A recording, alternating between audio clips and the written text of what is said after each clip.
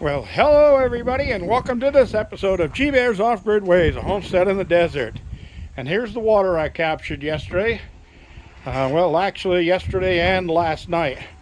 Last night, actually early this morning, about 2 a.m., I was awakened by the sound of pitter-patter rain outside, but it was light to moderate. And then fell back to sleep, and all of a sudden around, I'd say about 3:30 or so, it really started coming down and it woke me up. So I captured some water, and this will get transferred because apparently there's another storm coming next Tuesday.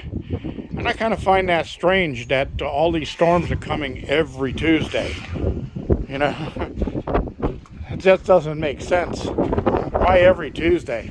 Anyway, you can see the mountains out there. You remember they were all white all the way to the bottom. And all those hills over that way under the clouds and that stuff were all white. And all those were all white over there. But the snow is melted because of this warm rain. The rain coming down was in the 50-degree temperature ranges. Now it's going to drop down to 40 tonight, and it always does that after a rainstorm. Most likely probably due to evaporative cooling. The ground is soaking wet, and the water is evaporating into the air and causes an evaporative cooling. I went out to the pond. No water flow, no water in the pond. But the clay bottom on that, which was all sun cracked, has all molded back together into one solid shell. So if we do get another heavy rain and water comes down the stream, it should capture in the pond and stay there for a while. Anyway, look at all the green around here. There's green everywhere. And trash. Midnight Mechanics haven't figured out how to harness their trash.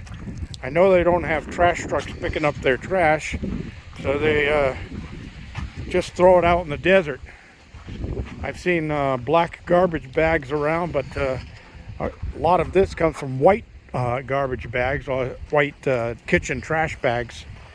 And it all ends up over here because the wind comes from their direction. And I'm not happy with that. I'm going to have to take a ride over there and have a discussion with them. And I'll be the nice neighbor first and mention that I don't like that coming down here, so they could at least invest in a trash can with a cover on it so that they can harness their trash and dispose of it properly instead of letting it blow around the desert. Then if they don't want to listen to that reasonable argument of mine, then I'll just call the sheriff and go back there with the sheriff and say, all right, you guys wouldn't listen, so now you're going to get a warning. The tickets come next. And jail time. They do give you jail time out here for trashing the desert. Anyway, I was going to take you inside and show you those sprouts again, because yesterday when I showed them to you, there was a few of them that had nothing popping up, like the little cherry red tomatoes. Well, there's pop-ups in the cherry red tomatoes today, so that's a good thing. I don't see any new things out here popping up except a lot of new greenery on the pear tree here. So hopefully we'll have a good harvest of fruit this year. It'll get better every year as the trees get older, and I'm looking forward to that. So anyway, just wanted to come down here and make sure everything was okay. Now, aloe vera, there's a lot of reasons to have aloe vera growing, and I've got to take these apart and separate them into separate pots. And I might even put some of them on a stand and sell them to neighbors and passerbys. As I know they're expensive in the stores, but yeah, besides it being great for sunburn and small skin abrasions and things like that, it's also a good rooting hormone. So if you're going to be doing rooting or anything like that with your plants, you want to have some aloe vera around. It's a good rooting hormone. And I see a nice little fresh green bud on the end of this grapevine. Oh, there's one all the way up here at the end too. Let me see if I can get that into focus. Yeah.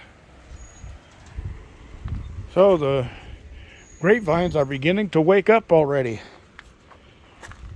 Good thing. Because as Andy said in his comment, spring is in the air. And I said, yeah, and mud is everywhere. And the other thing about spring is since spring is in the air, I was so happy that I just came out and wet my plants. Yeah, look at my asparagus spear. Isn't that cool? I've got about 3 or 4 of them over there.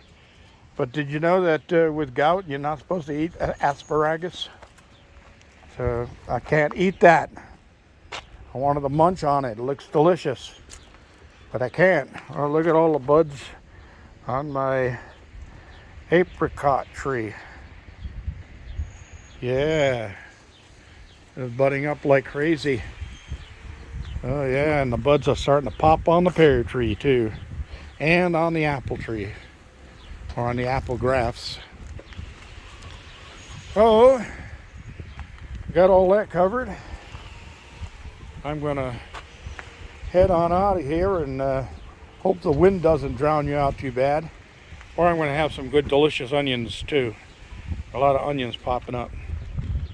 But I'm gonna give it another week or two and see if the weather goes south on me again before I bring any of my seedlings out. And they'll stay fine just inside the cabin, and they keep on getting stronger and stronger every day. Got a heck of a lot of tomato plants, so if Letty or John or